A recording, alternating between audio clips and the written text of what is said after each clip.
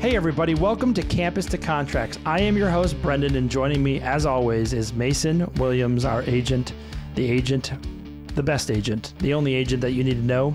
And today we're going to be talking about the future of college sports and in specifics, the future of NIL and its relation to college sports.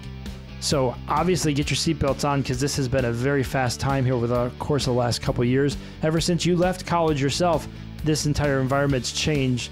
And I would say that probably by the month, you have to read up on this to keep up to date with what's going on. So as we get into where we've been and where we are today, let's start with that.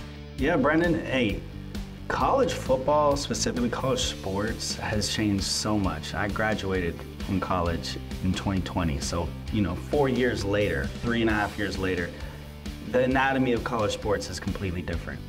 NIL deals have changed the game. That stands for name, image, likeness, and it's pretty much a sponsorship marketing tool that now colleges, private donors, and cities are using to get the top talent in high school to those universities. So there are high school kids that are receiving NIL deals privately from marketing agencies. Then those same kids are also getting offers to the universities to play football there. Along with those offers, typically comes an NIL deal. That could come from the university, which is known as the collective, or that can come from a private source outside, usually a small town company, even sometimes big time companies in the area where that university is located. Obviously, those NIL deals come hand in hand with those contracts to sign their National Letter of Intent, NLIs. So, yeah, these players, these young 17, 18-year-olds are possibly seeing hundreds of thousands of dollars upon arrival to their new universities. And the biggest argument, because you're not wrong, this has changed so much that people forget where we used to be. The NCAA made massive, and I shouldn't say made, they spent tons of money to try to stop this from happening. They went all throughout the land. They had sports media. They hit the politicians. They hit everybody to stop NILs from happening because they said it would ruin the sport. You may have heard most recently with Nick Saban leaving this past offseason talking poorly about how the name, image, and likeness was changing things for the worst. Now, in your perspective, because again, you're fairly one step in, one step out. You were kind of there as you're seeing the transition, but you certainly weren't there with this transition. I look at it from an outsider's perspective as this is all a power play. The NCAA and the coaches had all the power. They had it for many, many, many years, and now you're seeing that completely get transformed, and now a lot of folks call it a Wild West. This is really nutty. Can't believe these things are happening. But in all reality, the coin has flipped. And now the players have all of that ability. And with their talent, now they get to have a say of what they want to do with that talent. Yes, of course. And really it came down to court decisions. There were judges in California mainly and some other key states that decided that there were players that were allowed to get paid in college while they played college sports, or even in high school even. But really, let's talk about why the timing was so bad for the NCAA. Before NIL was the transfer portal. The transfer portal and transferring rules changed right before NIL deals were allowed.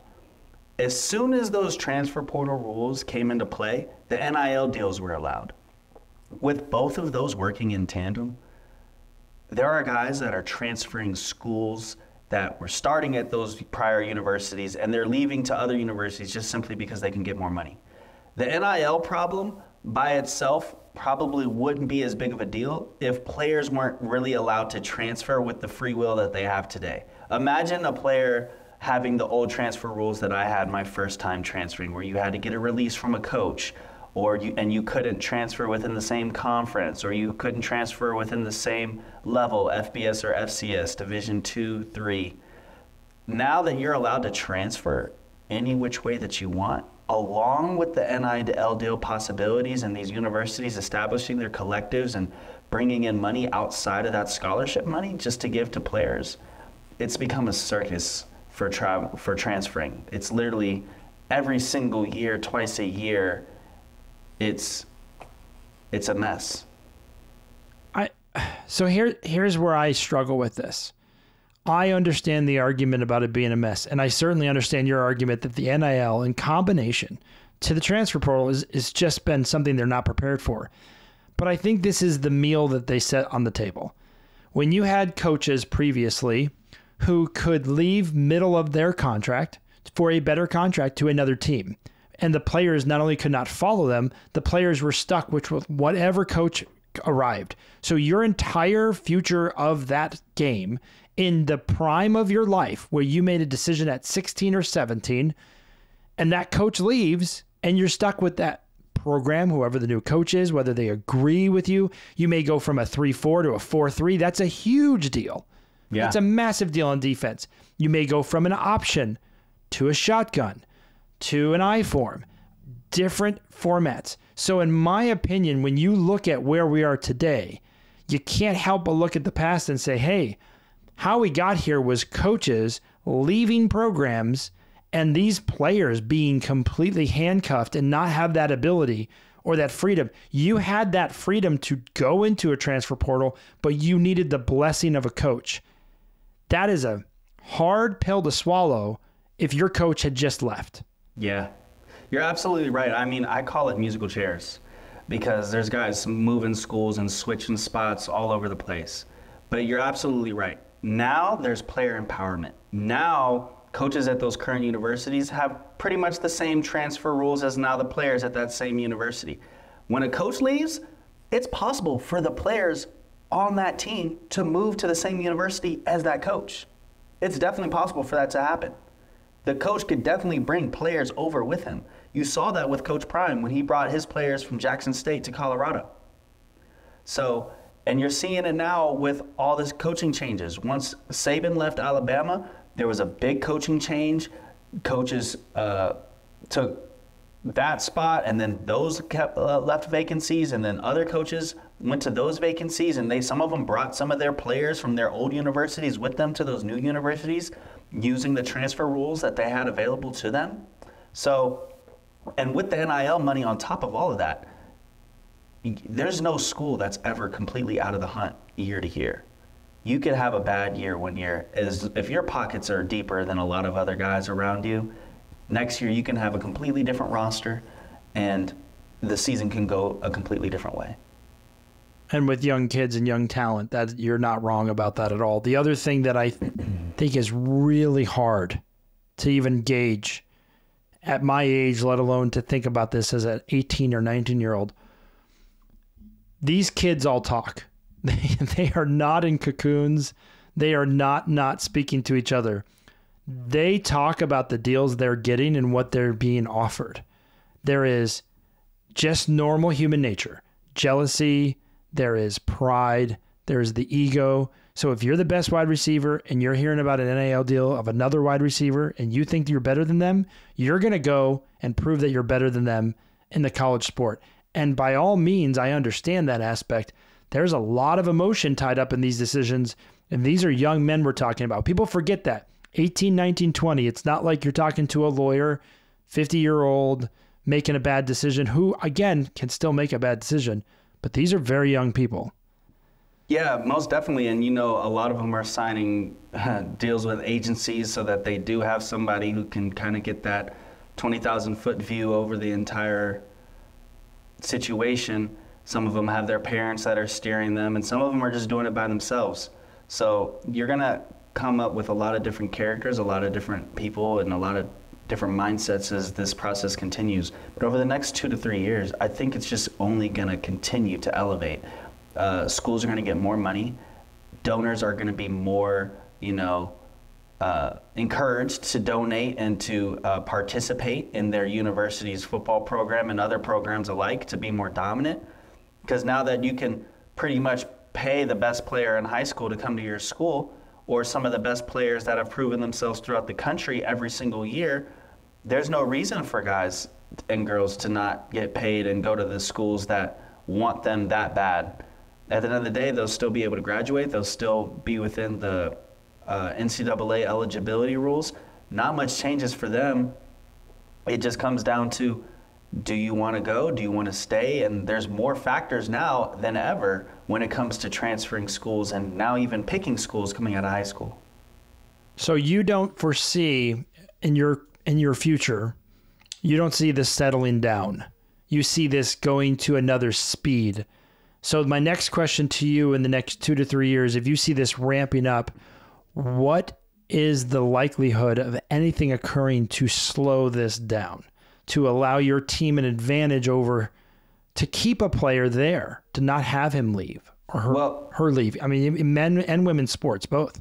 I think just across universities, the universities have established collectives. They have established departments specifically for this. Not just giving someone an extra job to do. Like, no, there are people that are marketing this. And I just think that, you know, with social media continuing to grow, despite what's going on with TikTok internationally, if you're privy to that news, but universities, I predict, are going to start investing in these kids' social media careers, because why not? That's another way for you to help them get more money and probably stay at that university.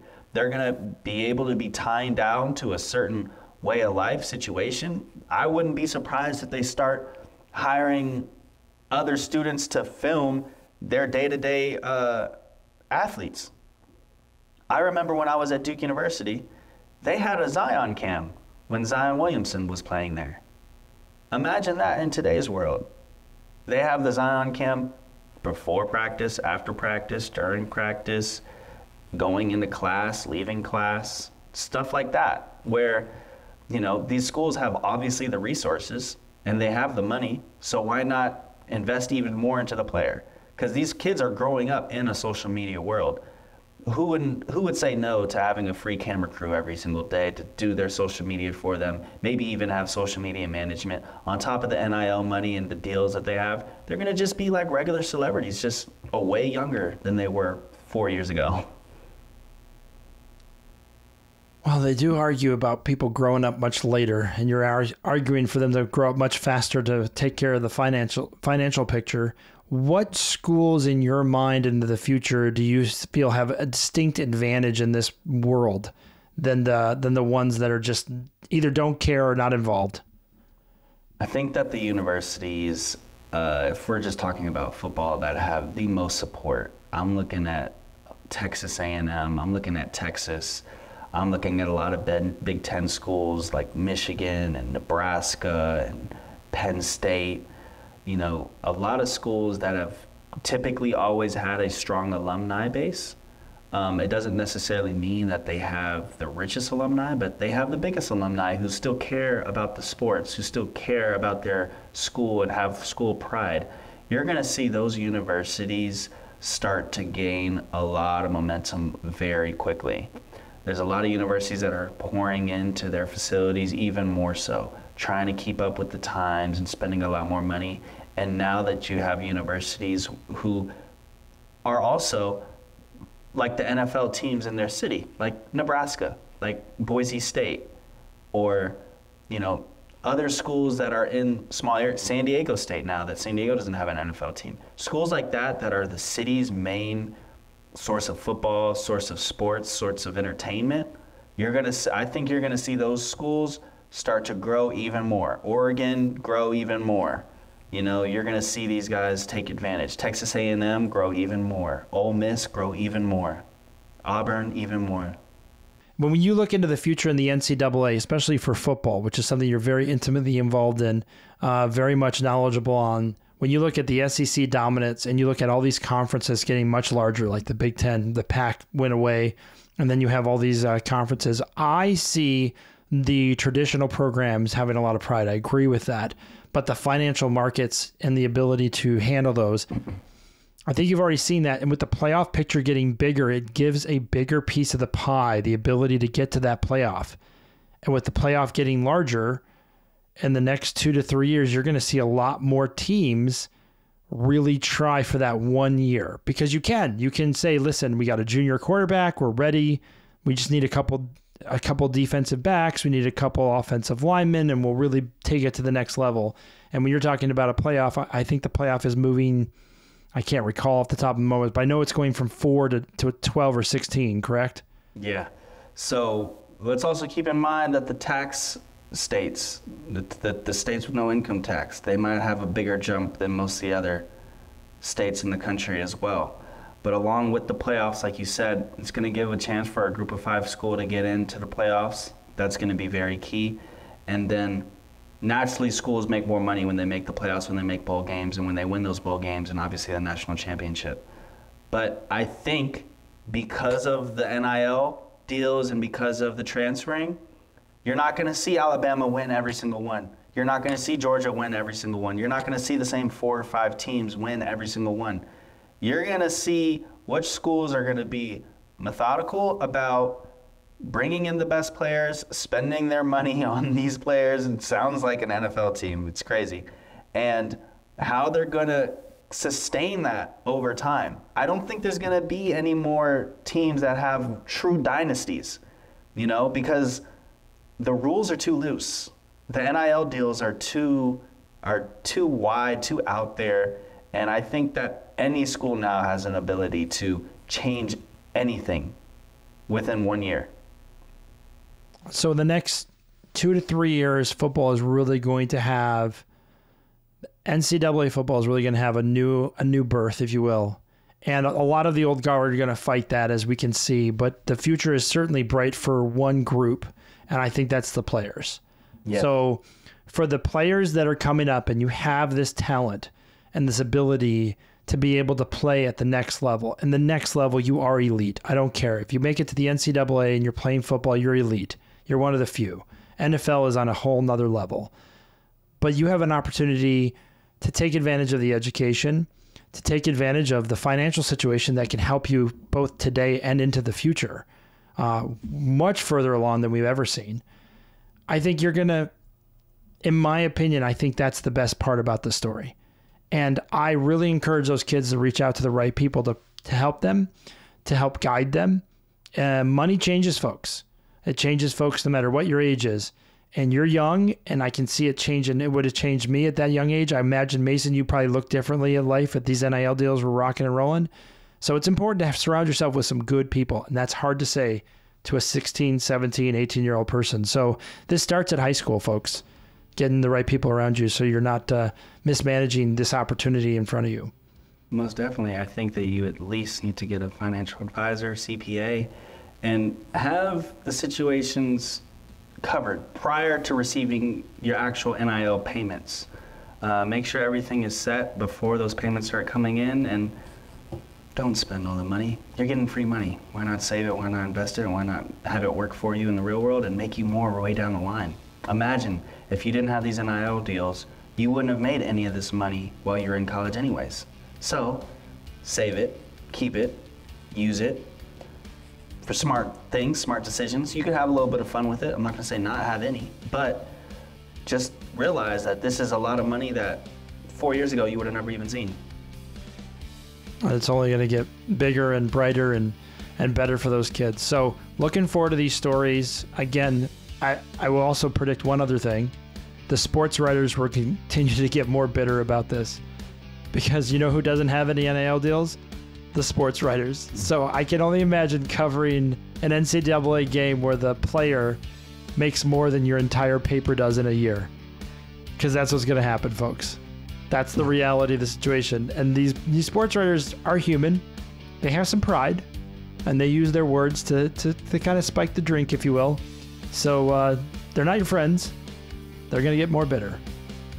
So interesting times ahead for the NCAA and the NIL deals. And the best part about it is we'll get to cover it here at Campus to Contracts with Mason as he continues to help so many young kids out there not only develop their talents, but to help them financially with those talents that can take them to another level for their own life. I am your host, Brendan. That is Mason Williams. He is our agent, your agent, the agent. Thank you so much, NIL. Fun time ahead.